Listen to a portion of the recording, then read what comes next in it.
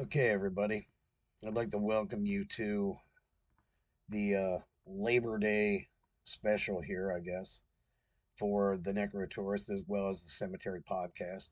Haven't checked in with either live in a while. As a matter of fact, last time I was doing something live was when we were telling the story of the not the ghost in the cemetery, but the living person that I found in the cemetery.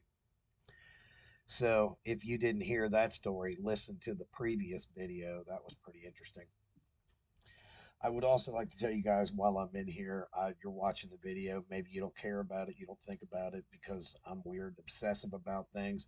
I keep seeing the glare of the computer screen in my glasses, and it's making me crazy. But I can't read without them. So anyway, that being said, as I said in the broadcast or in the setup, that we were going to be discussing lots of things because it's essentially been 6 months since I did a broadcast.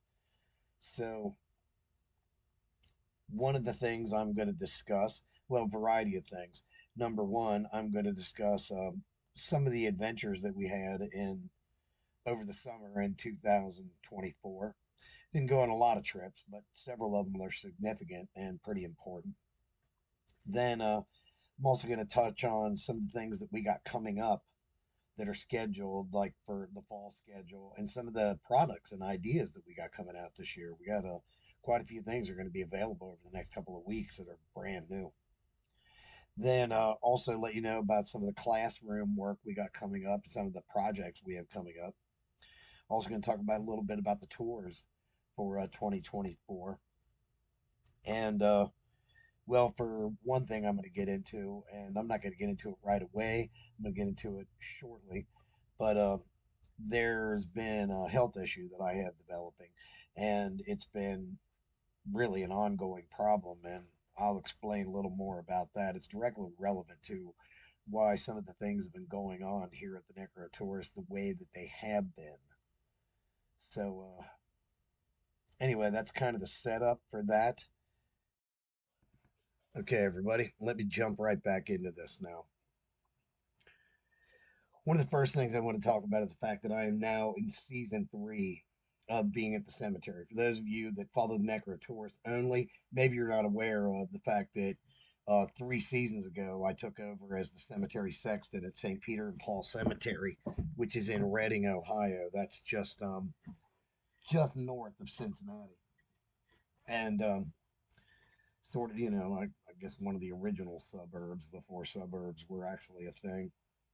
However, um, a few things, of course, the first 3 seasons, I spent the majority of my time learning how to do simple things like, you know, how to maintain the lawn. It's a lot. I got like 6.5 acres I have to do by myself. And, learning how to properly do burials, cremations, all of it. I didn't really, what I knew, but what you know until you put rubber to the road, it's not the same thing.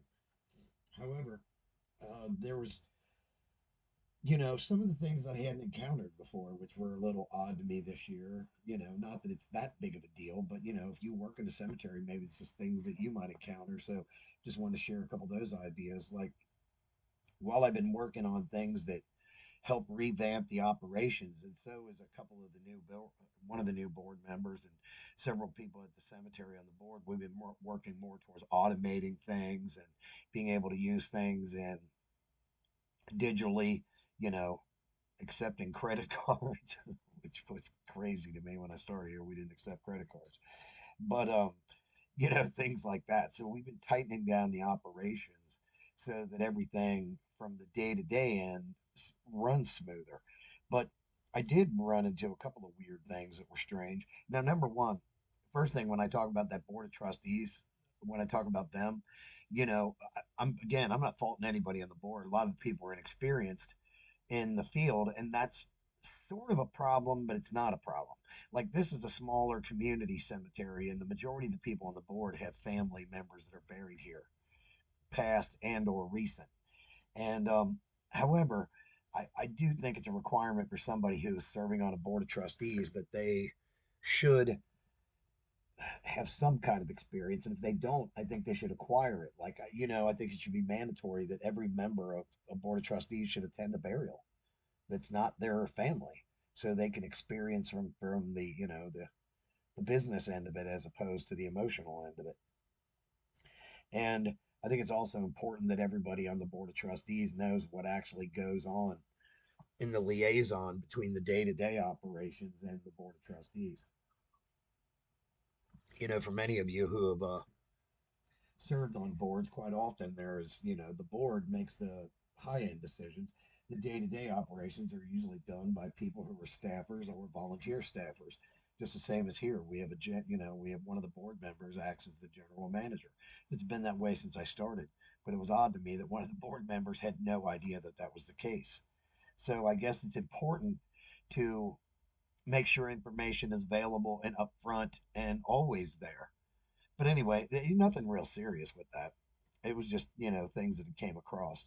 The other thing that I had encountered this year, which was I'm changing how the operations of this goes, but how the monument companies act around me. They have a tendency to just drop monuments off.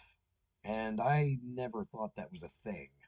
Now, evidently, from what I understand, the previous sexton would often tell them to drop a monument off and he would get back to it and install it later. But I don't really have the capability to install larger monuments. So I think it's important that the monument companies be on the same page as the cemetery and that the monument company is meeting the expectations of the cemetery. Because another weird thing that's been happening, like, and this is what is directly relevant to monument receiving. If a family orders a monument, it comes from the monument company. We need to have a procedure for that. We now do. But what's been happening recently is families are buying markers online. And I had two this year that were literally just dropped off by shipping companies. And they thought I was supposed to do something with that. Now, unless you make arrangements with me ahead of time or there's an installation fee or whatever's involved, how do you just have a reasonable expectation that you just buying a marker and dropping it off is going to make the cemetery liable or responsible for putting that in? That's not really the case. So we do have a new set of procedures for that, and I've made most of the monument companies in the area aware of it. But funny, the monument company that I keep having a problem with is the one that's no longer in business in Cincinnati, technically, because they were bought out by a larger corporation. So they, they're trying to pull things the way it used to happen, and that's just not the way it's going to roll on my watch. Needs to be a procedure.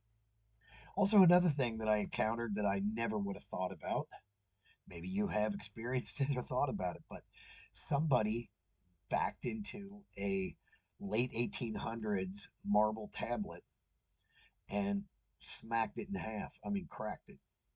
Now, luckily, the repair on it's not going to be that difficult, but still, it's a 140-year-old stone that was really just hit because somebody wasn't really paying attention while they were backing up. And weirdly, where she did this, there was two places where she could have turned her vehicle around. But rather than that, she just decided to back it up. And as she did, she ran right into the marker. So, yeah, it was a little crazy. Anyway, that was a couple of things that I encountered during the season this year. And, oh, yeah, another thing I've been encountering the last month or so is while it's been exceptionally hot here in Cincinnati, Um, I've been getting a lot of ground hornets all of a sudden. Man, nests are all over the place. I don't know if that's a common thing when it gets hot. Again, another one of them things. If it's the case, I got to add it to my list of things to learn and know about maintaining the grounds. I have came up with quite an extensive manual actually. So when I leave here, I'll be able to hand a great deal of information off to another person. So, yeah, that kind of wraps up some of the technical things that have been going on with the cemetery.